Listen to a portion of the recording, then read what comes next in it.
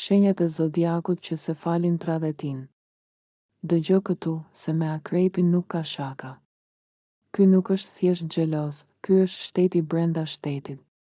Akrepi nuk të pyet ku ishe, ai e di ku ishe, thjesht po të teston a do gënjesh. Nëse i fshe një mesazh, akrepi do të gjej kodin e telefonit edhe sikur ta kesh vënë me shenjë gjaku.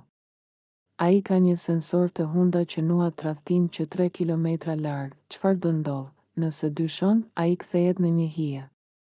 Të ndjek pa e parë, të kontrollon çdo lëvizje në rrjetet sociale dhe në fund, kur të kap, se do të kap patjetër, nuk do bërtas.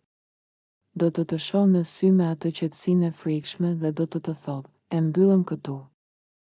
Akrepi konsiderohet shenja më xheloze e zodiakut, është shumë emocional dhe dashuron thellë, ka frikë nga tradhtia dhe humbja e kontrollit, kur dyshon, bëhet posesiv dhe mund të kontrollojë partnerin. Megjithatë, xhelozia e tij vjen nga pasioni i madh dhe nevoja për siguri emocionale.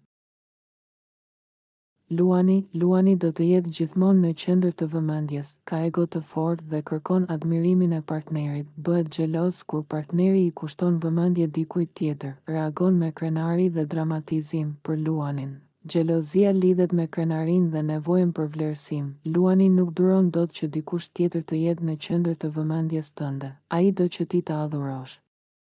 Nëse ti lavdëron dikë tjetër në sy të tij, ke bërë vetvrasje sociale. Luani do të nisë një shfaqje teatri që do e dëgjoj gjithë lagjja. Ai nuk është xheloz se ka frikë se të humbë, por se nuk pranon dot që ka dikush më të mirë se ai në botën tënde. Luani nuk është xheloz nga pasiguria e brendshme, aq sa nga krenaria dhe egoja. Kur Luani është i sigurt në marrëdhënie, xhelozia e tij zvogëlohet shumë. Por nëse ndihet i nënvlerësuar, mund të bëhet konkurrues dhe territorial, do të ndihet unik. Nëse partneri i tij admiron shumë dikë tjetër, Luani e merr si mungesë respekti, kërkon vëmendje ekskluzive. Ai do të jetë mbreti mbretëresha e zemrës tënde. Demi, pronari që nuk e lëshon pe, Demi është ai që thotë, çfarë është e imja dhe pika. Ky nuk është detektiv si akrepi, ky është polic kufitar. Ai e ka ndarë territorin dhe po shkele vijën e verdhë, ka pasoja të rënda. Demi duket i qetë, ha e pi rehat, por syrin e ka të tij nëse sheh që dikush po të afrohet më shumë se duhet. Demi nuk bën skena moderne. Ai ngrihet në këmbë si mal dhe tregon se kush është zoti i shtëpisë. Demi është shumë besnik, por edhe posesiv, do stabilitet dhe siguri në marrëdhënie. Nuk e fal lehtë tradhtin, kur bëhet xheloz, mund të jetë kokfort dhe i ashpër. Xhelozia e tij lidhet me frikën e humbjes së asaj që e konsideron të tijën. Çfarë do ndodh? Xhelozia e Demit është materiale dhe fizike. Ai do të ketë pranë, të prek, të ndjej. Po e ndjeu që po shkitesh nga dora, ai nxehet aq keq sa nuk e ndal asnjë forcë e natyrës. Kur Demi thotë jo, është jo deri në amshim. Gaforia është shumë e ndjeshme dhe lidhet fort emocionalisht, ka frikë të lëndohet, mund të bëhet xheloze nëse ndihet e anashkaluar, shpesh nuk e shpreh direkt xhelozin, por mbyllet në vetvete.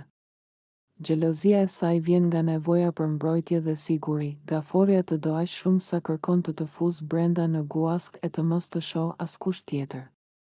Xhelozia e saj nuk është inat, është frikë vdekjeje se mos dikush tjetër ja merr vëmendjen që e ka jetike. Nëse ti del me shokët ose shoqet dhe harron t'i shkruash të dua para se të flesh, për gaforen ka rënë tërmeti 8 ball. Fillojnë lotët, fillon ajo heshtja që të vret më shumë se sherri. Çfarë do ndodh? Do të bëj të ndihesh fajtor edhe pse nuk e bër asgjë. Po ai tipi që të komentoj, kush është? Dhe këtu fillon historia. Gaforia kërkon siguri 24/7. Po nuk ja dhe, ajo kthehet në një det me dallg që të mbyt me emocione.